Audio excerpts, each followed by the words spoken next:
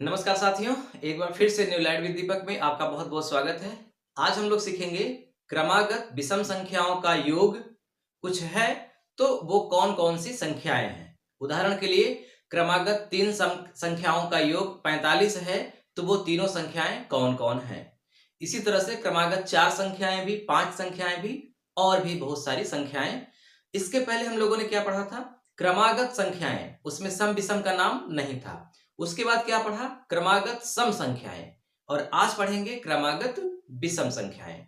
तो बहुत छोटा सा टॉपिक है, यहां से आमतौर पे परीक्षाओं में प्रश्न पूछा जाता है, तो बहुत सरल है। मैं ट्रिक के माध्यम से आपको समझाऊंगा, आप बहुत अच्छे से सीख जाएंगे। तो वीडियो को पूरा देखिएगा। देखिए सवाल है, पहली सवाल, और ये नेक्स्ट टाइप। कौन सी टाइप है आपको पता होगी, सामने लिखी भी है। क्रमागत तीन विषम संख्या का योग 45 है तो तीनों संख्याएं ज्ञात कीजिए। मतलब वो तीनों संख्याएं कौन हैं जिनको आपस में जोड़ दें तो 45 हो जाए और वो क्रमागत विषम संख्याएं भी हों। तो हम एक ट्रिक्स लिखते हैं। ट्रिक क्या है? वही जो आप पहले से सीखे हैं। सीधा निकालेंगे बीच वाली संख्या, बीच वाली संख्या। और ये ट्रिक तीनों की है, जिसमें सम विषम का नाम नहीं लेगा उसकी भी, सम वाली की भी और विषम वाली की भी। यही ट्रिक है। और क्या है? योग बटे संख्या। इससे साधारण कोई ट्रिक मेरी समझ में तो नहीं है। योग जितना है ऊपर लिख दो और संख्याएं जितनी हैं नीचे लिखो। कितनी संख्याएं हैं? तीन। 45 में तीन का भाग करिए, आया 15। अब आप तीन बिंदी रख दीजिए क्योंकि तीन संख्याएं हैं। ठीक है, तो जो उत्तर आएगा वो यही होगा। बीच वाली बिंदी का मतलब बीच वाली संख्या। बीच वाली संख्या कितनी है? 15। अब समझिए, 15 के ठीक पहले विषम संख्या होती है 13 और 15 के ठीक बाद विषम संख्या होती है 17। क्योंकि 15 बीच में आया है तो एक संख्या 15 के पहले, एक संख्या 15 के बाद, तीन संख्याएं हो गई। इन्हें जोड़ दीजिए, 45 आ जाएगा। चेक कर लीजिए, 7 5 12 3 15, हासिल लगा एक, एक दो तीन और एक हासिल 4, 45। समझ में आ रही है बात ना? तीन क्रमागत संख्याएं ये हैं। अगर यहां पे लिखा होता कि क्रमागत तीन सम संख्या का योग 45 है तो तीन सम संख्या का योग तो 45 होगा नहीं। तो जो भी होगा उसे लिखते और तीन यहां लिखते और फिर डायरेक्ट यहां जो आता वो बीच वाली सम संख्या होती। ठीक है, और विषम के लिए जो संख्या यहां आएगी वो विषम होगी। चलिए एक उदाहरण और देखते हैं। देखिए सवाल है, क्रमागत पांच विषम संख्या का योग 65 है तो पांचों संख्याएं ज्ञात कीजिए। बीच वाली संख्या योग बटे संख्या। कितना योग है? 65। 65 में भाग किसका करना है? 5 का। क्या आएगा? 13। 1 2 3 4 5, ये 13 बीच वाली संख्या है। अब दो संख्याएं इधर, दो संख्याएं उधर, तो 13 के ठीक पहले 11, 11 के ठीक पहले 9, क्योंकि हमें क्रमागत विषम संख्याएं ही लेनी है। इसी तरह से 13 के बाद विषम 15 और 15 के बाद विषम 17, ये पांच विषम संख्याएं हैं क्रमागत, जिन्हें जोड़ देंगे तो 65 आ जाएगा। अब यहीं पे अगर सवाल पूछ ले कि क्रमागत पांच विषम संख्या का योग 65 है तो पहली संख्या क्या होगी, तो आपको यही करना है और ऐसे लिखना है, पहली संख्या 9 होगी। अगर कह दे अंतिम संख्या क्या होगी तो 17 होगी। ये भी कह सकता है कि पहली संख्या एवं अंतिम संख्या का योग कितना होगा, तो 9 और 17 जोड़ दो। मतलब हजारों तरीके से प्रश्न करेगा, फिर भी आपको लगाना ऐसे ही है। अब ये प्रश्न उठता है कि अभी हमने दोनों सवालों में एक जगह 3 लिखा था, एक जगह 5, कहीं हमने 4 या 6 नहीं लिखा, यानी विषम अंक नहीं लिखा। तो यही समस्या है विषम अंकों के साथ। आप समझ गए होंगे कि जब हम क्रमागत संख्याओं की बात कर रहे थे तो वहां भी जब 3 5 या 7 संख्याएं होती थी तो बीच वाली संख्या सीधे सीधे निकल आती थी। और ये संभव भी है कि जब 5 संख्याएं हैं तो बीच वाली यानी कि तीसरी संख्या बीच वाली होगी, 7 होगी संख्याएं तब भी बीच की आ जाएगी, 9 होगी तब भी। लेकिन अगर 4 संख्याएं कह दे तो इन चार संख्याओं में बीच की संख्या नहीं पता होती कोई एक, है कि नहीं, तो उसका थोड़ा सा कॉन्सेप्ट अलग हो जाता है, वो आप पहले समझ गए हैं, यहां भी आप देख लीजिए और अच्छे से आप समझ जाएंगे विषम संख्या के भी साथ। देखिए तीसरी सवाल है, क्रमागत चार विषम संख्या का योग 56 है तो चारों संख्याएं ज्ञात कीजिए। अब सूत्र तो वही है, सूत्र में बदलाव होगा नहीं, बीच वाली संख्या बराबर योग बटे संख्या। अब योग कितना है 56, संख्याएं कितनी हैं 4, 56 में 4 का भाग करिए, 4 एक कम 4, शेष बचा 1, 16 हो गया, 4 चौक 16। अब आपको 4 टिक लगाना है, बोला करना है, क्योंकि 4 संख्याएं आपके पास आनी चाहिए। मैंने अभी आपको बताया कि जब 4 संख्याएं होंगी, 6 संख्याएं होंगी, तो बीच की संख्या नहीं निकल पाती है। बीच की संख्या तभी निकल पाती है जब 5 संख्याएं हो, 7 हो, 9 हो, इस तरह से। तो यहां पर जो उत्तर आया है 14, वो सही उत्तर भी नहीं है बीच वाली संख्या, क्योंकि हमें तो निकालनी है विषम संख्या और यहां आया है 14 एक सम संख्या। तो इसका मतलब इन बिंदुओं में आप देखिए कि बीच कहां आएगा, बीच यहां आएगा, 2 बिंदु के बाद और 2 बिंदु के पहले, यानी 2 संख्या के बाद इधर, 2 संख्या के पहले यहां। इसका मतलब यहां बीच में आप लिख दीजिए 14, ठीक है। अब 14 के ठीक पहले विषम संख्या 13 होती है, 14 के ठीक बाद विषम संख्या 15 होती है। इसका मतलब ये 15 इन दोनों विषम संख्याओं के मध्य में है। 13 के पहले 11 और 15 के बाद 17। इसका मतलब ये जो चारों संख्याएं विषम होंगी जिनका योग 56 है, वो है 11, 13, 15 और 17। इनको आप जोड़ देंगे तो 56 आ जाएगा। अब इस 4 का कोई काम नहीं है, ये 4 का काम केवल इसे सॉल्व करने के लिए लगा, यानी यह 14 एक क्या है, एक जुगाड़ है, मध्य की संख्या, 2 विषम संख्याओं के मध्य की संख्या रख दिए, उसके हिसाब से हम कर लिए, ठीक है। चलिए एक उदाहरण और देख लेते हैं। नेक्स्ट प्रश्न है, क्रमागत 6 विषम संख्या का योग 108 है तो सबसे बड़ी संख्याएं ज्ञात कीजिए। सबसे बड़ी संख्या ज्ञात कीजिए। बीच वाली संख्या फार्मूला वही, 108 बटे 6 कितनी बार जाएगा, 18 बार जाएगा, 6 का 9 6, 6 48, 18 छक्का 108। अब जाहिर सी बात है कि ये 18 किन 2 विषम संख्याओं के मध्य में आता है, तो ये आता है 17 और 19 के मध्य में। इसका मतलब ये हुआ कि 17 और 19 ये दोनों मध्य की संख्याएं हैं, तो 17 के पहले क्या होगा 15, इधर 19 के बाद क्या होगा 21, तो कितनी संख्याएं हो गई 4 संख्याएं। अब एक इधर भी कर दीजिए घटा के, एक इधर भी बढ़ा दीजिए, तो ये 6 संख्याएं हो गई, 1 2 3 4 5 6, और ये मध्य में 18 आया था, तो इसका कोई रोल अब है नहीं। हमें निकालना है सबसे बड़ी संख्या, तो इसमें सबसे बड़ी संख्या कौन होगी 23, यानी आपका उत्तर क्या हो जाएगा 23, ठीक है ना। अब इसी तरह से आप ये सोच सकते हैं कि यहां तो 6 ही संख्याएं थी इसलिए हम लिख दिए, ज्यादा होती तो क्या करते, ज्यादा का मतलब जैसे यहां 6 लिखा है तो यहां 16 लिखा होता या 106 लिखा होता, तब क्या ऐसे लिखते, क्या नहीं, तब नहीं लिखते, लेकिन कर लेते। कैसे करते, यहां पे जो 18 जब आ गया तो हम जान गए कि ये मध्य की संख्या, मतलब 2 विषम संख्याओं के मध्य की है, और मध्य कहां पे आएगा, कुल 6 संख्याएं हैं, तो 6 का आधा कर दो 3, इसका मतलब 3 और 4 जो नंबर की संख्याएं होंगी वो मध्य की संख्याएं होंगी।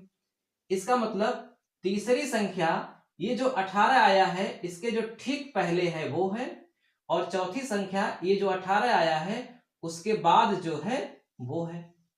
तो इसका मतलब तीसरी संख्या 17 है और चौथी संख्या 19 है कि नहीं, तीसरी 17 और चौथी 19, 3 के पहले 2 संख्याएं 1 2, 4 के बाद 2 संख्याएं 5 और 6।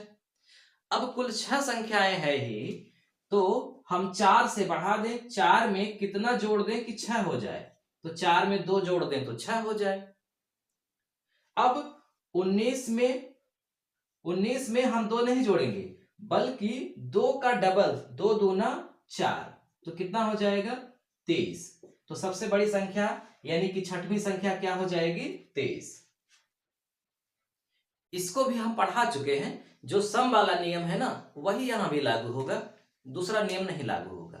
हाँ, सम और विषम का नाम नहीं लेगा, तो जितना यहां बढ़ाएंगे उतना ही यहां बढ़ाना पड़ेगा, और जितना यहां घटाएंगे उतना ही यहां घटाना पड़ेगा। समझ में आ रही है बात? और अगर छोटी संख्याएं हैं तो आप लिख दीजिए, कोई दिक्कत नहीं है।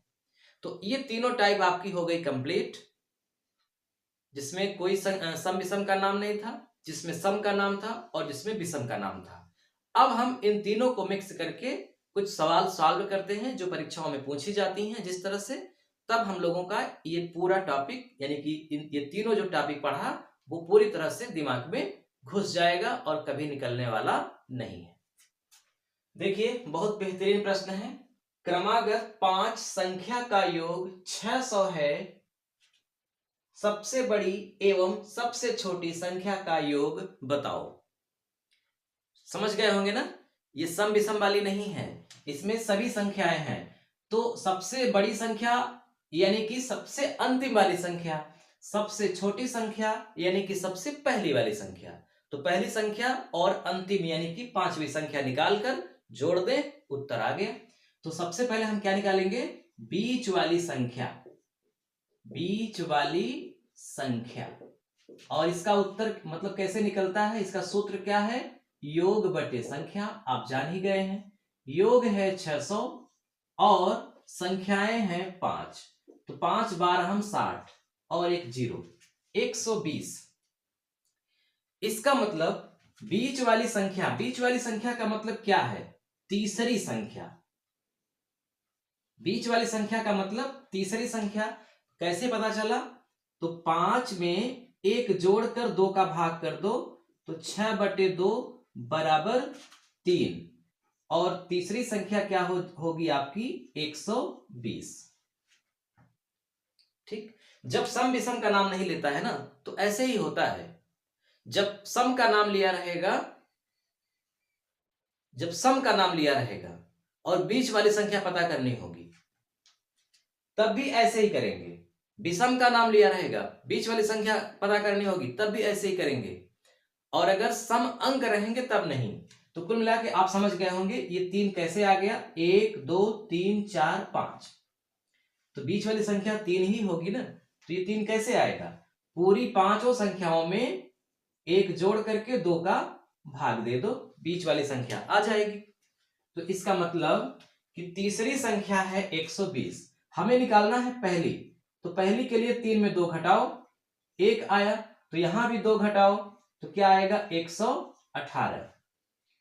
फिर पांचवी संख्या, पांचवी संख्या के लिए 3 में 2 जोड़ना पड़ेगा, तो 5 आएगा, तो यहां भी 120 में 2 जोड़ना पड़ेगा, तो 122 आएगा। इसका मतलब पहली संख्या 118 और पांचवी संख्या 122, और इन दोनों को जोड़ दीजिए, 8 2 10, 2 1 3 1 4 और 1 1 2, तो 240 आपका उत्तर आ जाएगा। पहली संख्या यानी कि सबसे छोटी संख्या, बड़ी संख्या यानी कि अंतिम संख्या, इन दोनों का योग 240। तो आप ऐसे भी कर सकते हैं, और दूसरा तरीका यह है कि आप ऐसे ना करें, आप बिंदी ही रख दीजिए, क्योंकि 5 ही संख्याएं हैं, तो 5 बिंदी आप रख दीजिए, और बीच वाली संख्या 120, फिर 121, फिर 122, यहां 119, यहां 118, ये पांचों संख्याएं हो गई।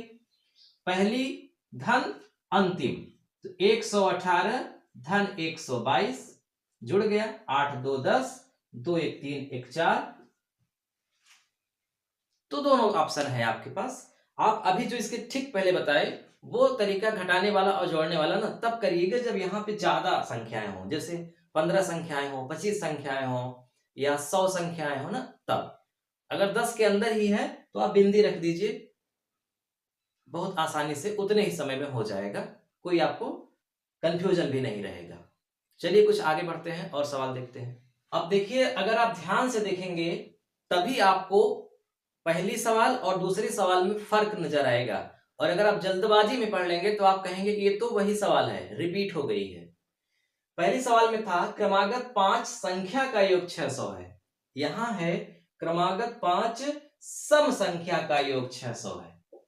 बाकी वही सबसे बड़ी एवं सबसे छोटी संख्या का योग बताओ।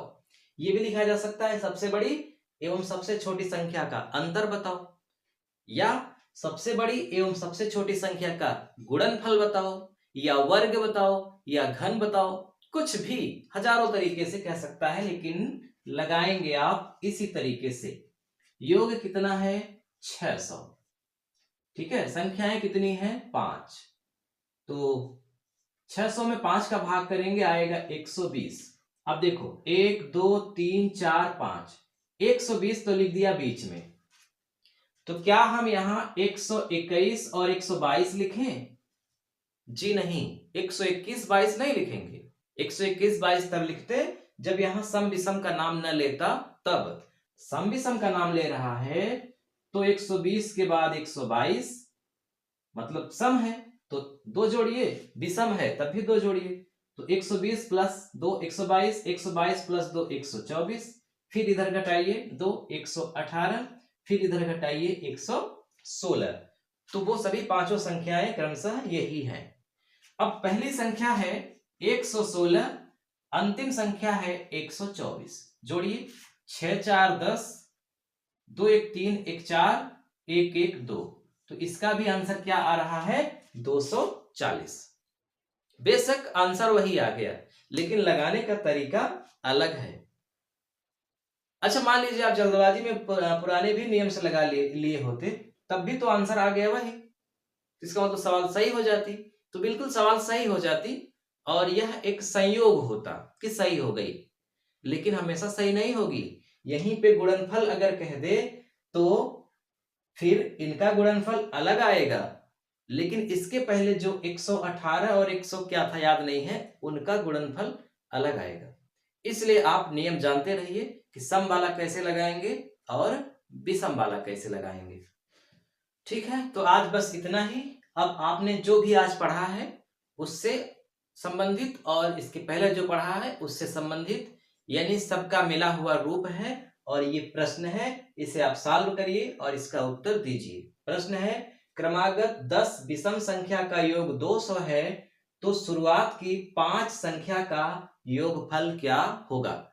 बहुत सरल है, आप इसका जवाब कमेंट बॉक्स में सही से लिखकर दीजिए। और अब इसके बाद एक नया टॉपिक शुरू होगा, नंबर सिस्टम का ही। आज से आपका योगफल वाला टॉपिक कंप्लीट हुआ।